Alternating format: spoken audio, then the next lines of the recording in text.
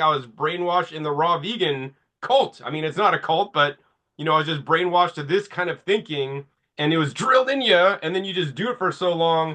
What worked for you when you're a teenager, may not work for you when you get a bit more mature, is what I'll say. So I was having some situations that I was like, hey, what I'm doing and it's higher fruit diet, because when you're raw, pretty much there's only a few places you get your majority of calories from fat. I wasn't going to go or from calories from fat, carbohydrates, or protein, and I wasn't going to go high fat. So then it's like, what are my options? So like I think a lot of raw vegans may get themselves in a box, and if they want to be all raw, they got to think they got to eat a lot of fruit. I mean, there's other options you can do. You could sprout beans, sprout grains, eat those in higher quantities. Unfortunately, that's not talked enough about in the raw vegan diet. You could try to really copious amounts of vegetables and try to get more vegetables in their raw state, and pretty much how to do that without eating the fibers through juicing. So for a while, I was like drinking so much vegetable juice to stay all raw and keep my label.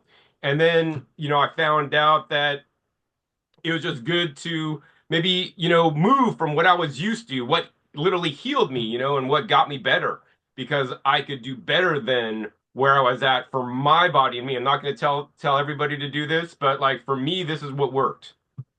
So when you say this 100% raw food label, uh, there's this stigma behind it amongst people today that are new to it, and I won't say new, maybe the last 5 to 10 years, that it's not even a question of less than 100%. It's like 100% raw or anything less is not ideal.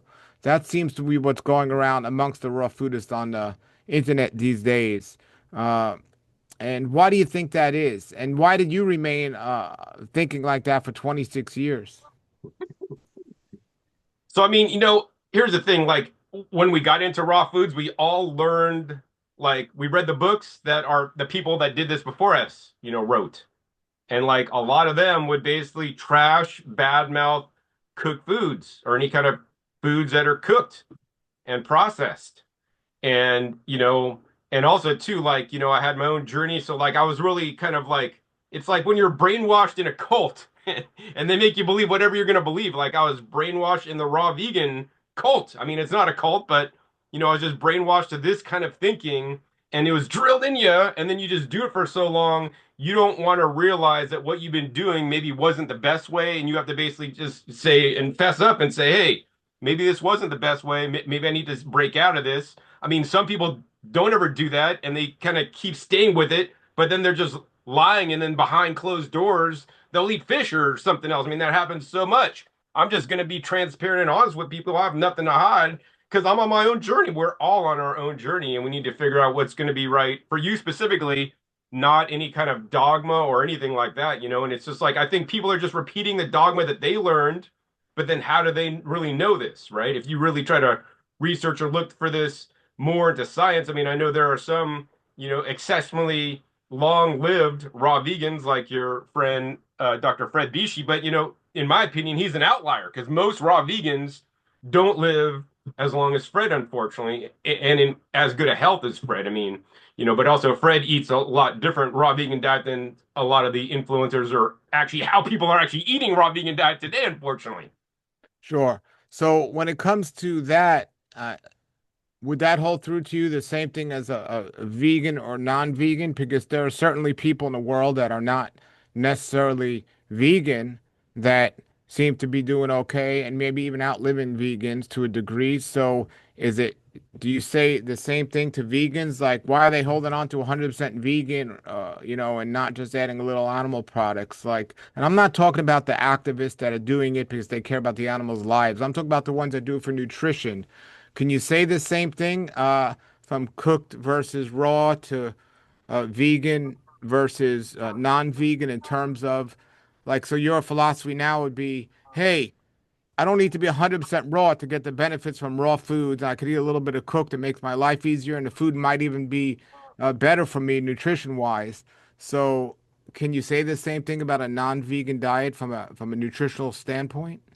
And my health is better, in my opinion, and based on the testing I've done. So, I mean, what it comes down to, Paul, is number one is labels. So I'm really not a fan of labels or putting labels on things. I'm more into being the descriptive aspect of describing actually what exactly you do. Because I mean, also too, veganism is a belief system, which is great, and I try to live my life as do no harm to other animals on the planet as possible myself, and encourage others to also think this way. But what I will say is that, it really, I mean, the answer, Paul, is the smart answer is it depends. I mean, I could try to argue this or that, but really it depends. It's like, what is the quality of your vegan diet? What is the quality of your raw vegan diet? If you're a raw vegan diet, like, somebody we know that lives over in Maui that you've interviewed, and I couldn't interview him back in the day when I saw him, who like literally he doesn't like to eat vegetables, and he eats, as far as I'm aware, like the highest percentage raw, and you know who I'm talking about, of fruit, and he looks pretty healthy. But the other thing is, like, he'll chop down trees that don't taste good to him. He puts rock dust. He eats things fresh, right? And he eats pretty much everything he grows. So I think that, and he has, in my opinion, that's a very high quality raw vegan diet. Going to the, store in Chiang Mai or in Thailand or even in the US and the States, going to the grocery store and buying fruit, that's a very low quality raw vegan diet, in my opinion, because you're just, okay, but I'm eating all raw. But dude, you're eating industrial food, not even organically grown. How long ago was it picked? Like a week, a month? I mean, has it been sitting in cold storage for 6 months when you're buying your apples, but you're raw vegan? So, I mean, I think it comes down to the quality. And so the answer to that you would say, my short answer would be yes. If you're vegan and you have a shitty quality vegan diet and you eat some high quality, not that I'm going to recommend this to people, animal foods that fill in for your crappy plant-based diet, or same thing, vegan to raw, right? Then I think that's an improvement. And of course, you got to look at the studies too, and it's like, what are the animal foods? And we're not going to get into the animal foods because I'm not here to tell anybody to eat animal foods, of course. But the answer is really depends, and I really want people to be more familiar with the quality of the food they're eating than just the food itself. Okay, so besides the quality of food, for you, your own personal journey, you said on a raw food diet, you started to look elsewhere because you weren't getting the results that you once had gotten. So, what led you to make the path of adding Pacific cooked foods back into your diet? Was there a one Pacific person you heard that made sense? Was it something you thought about a long time before doing it? And how has your health changed since you started doing it? Sure, Paul. So there's about maybe three things I could just think of off the top of my head that caused me to change. So number one was my microbiome test. So like if the raw vegan diet was perfect and I was eating it to the best of my ability as how I thought it should be eaten, I got a microbiome test. It should have been perfect. And I was like, because like this is our natural diet, this is what we should be eating. Everything, all the people, that say we have a species specific diet and all these things. And, while I could agree with a species specific diet, our species specific diet has changed over the millions of years humans have been on the planet. But nonetheless, I got my microbiome test back and it just like, I was like, wow, this is really not where I thought it would be or where I want it to be. And of course, now with the microbiome research, and this is, of course, if you believe the science, they have tested like long-lived people's microbiome, and they have certain bacteria in there, and proportions of certain bacteria that are higher than others. And then, of course, looking back at some raw vegans that I've known in the past that are now no longer with us, and some of the diseases that took them out, like, right, I'm trying to look at like, hey, how can I make my microbiome stronger? Because some of these diseases can be prevented, according to science, based on having a more strong microbiome. This is why some of the long-lived peoples have a little bit different microbiomes than normal people. And mine wasn't where I wanted to be. So that was like number one, like, wow. And then to learn, that was one thing. Another thing to learn that like, then microbiome research and, like, Will Bolsewitz, not that he came up with this, but he wrote a book, of course, Fiber Fueled, where he talks about like basically studies on eating a diversity of plant foods that contain different fiber and phytonutrients to basically feed your microbiome differently. And like this made a lot of sense to me, especially after seeing my microbiome test. Like I had a lot of bacteria of certain kinds that really love what I was eating, but I didn't have other kinds of bacteria that love what I wasn't eating because I wasn't eating that food and I wasn't feeding them inside me. So that was another very important component in like eating a diversity. And when you're on a, restrictive diet, whether it's a raw vegan diet or whether it's a vegan diet, and especially if you start making up more rules in your head, oh, it has to be grown and picked on a Sunday and I have to buy it here and keeping it, the more you restrict, like, oh, I could only eat fruit because greens are toxic, the harder it is, in my opinion, to number one, meet all your nutritional needs. Number two, more importantly, keep your microbiome happy. So that was another important factor. Another factor for me, Paul, was that, I started getting these headaches. I think this happened maybe during the time of the pandemic, when that was all happening. I mean, maybe it could have been in because crazy crap from the pandemic. I mean, I don't, maybe it was because I was eating more freeze-dried fruit during the time because, food was hard to come by and I have like a lot of freeze-dried things stored away.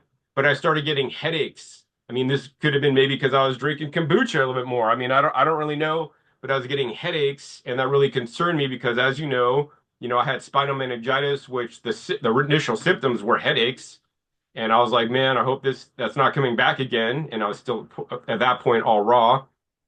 And then I went to like an acupuncturist, naturopath, chiropractor, osteopath, even a conventional medical doctor, to find out why do I have these headaches? Because having headaches is not fun. And if you notice, that's when I started wearing hats.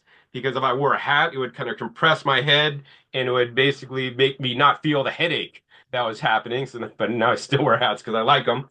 Um, and then none of them could figure out what was the reason. I got all these adjustments and everything. They took x-rays and like nothing was wrong. And then, I mean, the medical doctor says, he's like, John, you have pre-diabetes.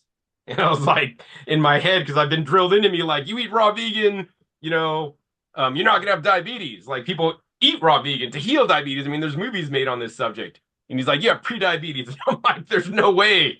And he gave me some prescription for some drugs, to take, but I never took them, obviously. And I'm like, that's BS. And I just kept going. But then, later thinking about that, coupling with my microbiome test, of course, then also listen to people like Joel Fuhrman, who I've always been a big fan of. I helped Joel put in, his garden at his place in San Diego, visit him out in New Jersey when he was out there, visited his garden out there, made videos online. He talks about the G bombs, which you could eat raw vegan and you could still eat all the G bombs. You just got to sprout some beans and, eat certain mushrooms raw, although you probably shouldn't, but his stuff makes a lot of sense to me. So then that, he talked a lot about, beans are one of the most important foods. And as a raw vegan for most of my raw vegan career, unlike you, that sprouts your beans and eats them, most raw vegans don't do that, on a regular basis or eat that many beans. And so I'm like, hey, well, that makes sense. Maybe I need to reduce my fruit consumption. Let's just try this and see what the heck what happens, right? And also coupled with my microbiome test, all these things kind of came together. And then I'm like, and then it made a difference. Then my headaches went away. All these doctors I went to couldn't make my headaches go away. And then I started, incorporating, eating a little bit less fruit. Fruit's still great. I eat fruit. I love fruit. I had a meal of strawberries yesterday. But let's eat a little bit less fruit and eat more beans and other heat processed foods in their place to get some calories. And then I found out that really worked well for me. And of course, I still keep up all my green juices and vegetable juices and salads and everything else I like to eat raw. Okay.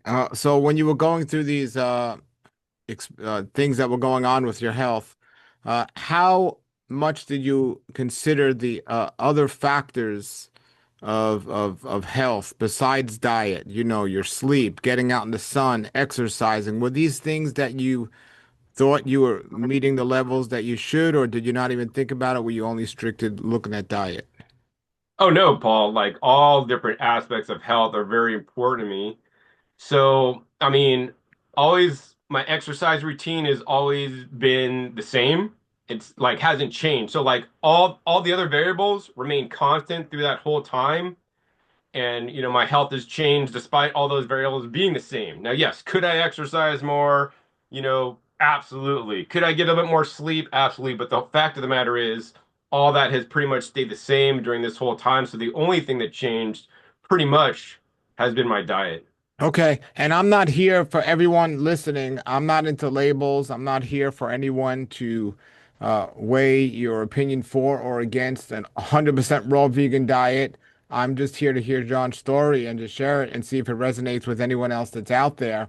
I can tell you that uh, I don't think it makes sense that someone would like. I understand the vegan thing, why somebody would want to claim to be a vegan. And veganism is more than just a diet, it's a lifestyle because most people, not all, but most people believe that being a vegan is the best thing for the environment, and they don't want to kill animals pretty much or support industries that do. But from a nutritional standpoint, you can do a vegan diet healthy, you can do it unhealthy. In my opinion, with a raw food diet, an all raw diet, if it's done the right way, it can be very healthy.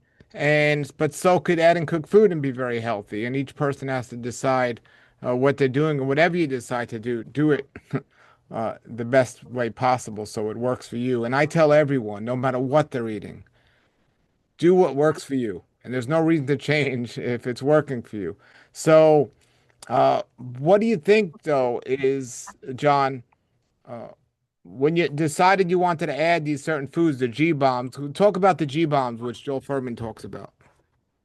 Yeah, sure. So there's just certain foods that Dr. Fuhrman has recognized as some of the most nutritious foods on the planet. That's a G bomb. That's G for greens, B for beans, O for onions, and like allium family. M for mushrooms, B is for berries, and S is for seeds. So I mean, most of those could be all raw vegan. I mean, the big categories you're gonna have problems with are the beans, and as you can see my hat, it says beans, um, and the mushrooms. So some beans can be sprouted and eaten raw, lentils, adzukis, and whatnot. And then, the mushrooms. I mean, mushroom experts say you shouldn't eat them raw, though many raw vegans still eat them raw. Eat them in small quantities, not going to be an issue. Maybe you want to take some mushroom powders or extracts, like I did when I was all raw. But now it's like all those are expensive, man. So just eat the mushrooms instead, so yeah, I think it's very important to eat those foods. I mean, some raw vegans exclude all garlic and onions because they're irritants, so it's like we create all these rules in our heads. And I mean, if we look at, like, I'd like to also look at nature and how, you know animals eat. They would basically, they're opportunistic eaters. They eat whatever they could find, whatever's in nature.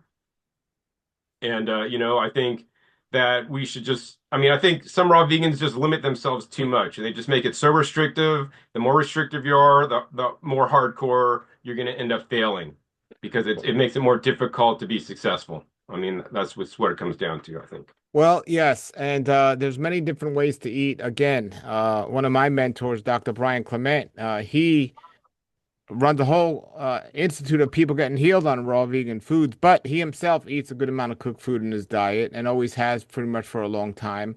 You don't have to be 100% raw to be successful. So I want people to understand that. And there's no issue if somebody, especially it would be better, in my opinion, if somebody lived in a colder environment like Minnesota to have some steamed vegetables in the wintertime instead of having a raw food candy bar to maintain that label of 100% raw. I've always said that. Now, you are guilty of getting me off the raw food diet a long time ago because when I met you many, many years ago in California, you introduced me to something called natto, which is fermented Not those bean. raw, man. Actually, it's It's not. living. Sorry. It's living. So I love the natto, which is basically it's fermented soybeans, Well, it's and cooked and then fermented. So it's they're cooked and cooked, then they're not fermented. raw, but then they're fermented, which then all the enzymes and life force comes back. Yeah. So I actually found a place near me finally because I've been looking for the longest time because it was like for so much money to order it in the mail from where you're at. So I finally found a place near me that I can get it very inexpensively. So I Frozen or eat that. fresh? Huh? Frozen or fresh? It's frozen. It's not fresh. Okay. But it And is that's not, it's not, it's still better than not eating, in my my next opinion. goal is to learn how to make it. That's my next Yeah, goal. yeah, that's on my list too. But regardless, it is cooked. And so, regardless, I'm not interested in the label. But But it's living, so that's still part of that's better than raw foods, in my opinion, living yeah, foods. yeah. And I do the sprouts. So why didn't you, knowing that you said, okay, the Hippocrates lifestyle, and there's different ways to do raw, not many different ways to do it successfully, but different ways. Had you tried all the different ways over the years, or was it just what I was doing wasn't working, so I'm going to go back to eating more cooked food? I've tried different ways over the years, Paul. I've done like higher greens and maybe like the beginning was higher fat, which definitely didn't work for me. I've done higher fruit. So I've experimented over the years. And, I have my own, kind of belief systems about how to eat best a raw vegan diet. And I thought I was doing it the best of my ability. I mean, and the other thing that I want to talk about, Paul, real quick is that it's not just that I'm eating cooked foods. That's why I like to differentiate and say heat processed foods because, people in the raw vegan community think when they think cooked foods, they eat immediately in their head comes bad, flashing red lights, don't eat cooked foods, toxic, oh, it's all bad. And like to me, All it's, right, I just mean, relax there, John. thanks. Um, most cooked foods are totally bad and you shouldn't eat them. So I'm not advocating for people just go to, stay high raw and then eat just any cooked foods, go out to McDonald's, go to a vegan restaurant. I don't go out to vegan restaurants. I cook like all the food I eat in an Instant Pot, right? At home, right? Some of it out of my garden that you guys see behind me. So, you know, um, it's very important. Like in raw food, it's like what is raw below 118. So as long as I process below 118, but it's not just 118. It's basically as what I learned as a raw vegan really is how to process the food to maintain the most nutrition. And I'm simply also now extending that to the heat processed foods I eat to, minimize the toxin creation because there's plenty of toxins in cooked foods that I'll totally admit to. But there's ways to kind of avoid that and also maintain the highest level of nutrients in the heat processed foods if you choose to eat them. So that's really what I'm about, Paul. It's like because people just like, oh, John's cookie's bad. No, how you heat process or how you process any food. Like for me personally, I would rather pressure cook my greens than basically use a Vitamix to make a green smoothie that airs up my smoothie. Sure. I cook my greens for 0 minutes in the Instant Pot under pressure, short time versus airing it all up and oxidizing and then swelling a bunch of air, having gas and bloating, right? So it's like, I want people to get out of this like right, wrong thinking. There's always shades of gray and like, hey, what's the better way I could do this? Sure, sure. Okay, well, I wish we were doing a live thing right now so people can ask questions, but it's again, if you're in the right environment and you choose to do all raw, that's your choice and your decision. And I know a lot of people say, well, I know people that have doing a raw food teacher for a long time and they look great and they're doing great. Well, I know a lot of carnivores that say the same thing and they make valid claims, but we're talking not just, many years. We're talking about, you know, the end of your life when it's going to make a difference. A lot of these different things, it's going to make a big difference. So just getting away with something for a short time versus doing it a long time is something we need to consider and not just uh, idolize one person because they've been doing something for a certain amount of time. Nature's wealth, good for your health. This is the raw life health. Nature's wealth, good for your health. This is the raw life health show.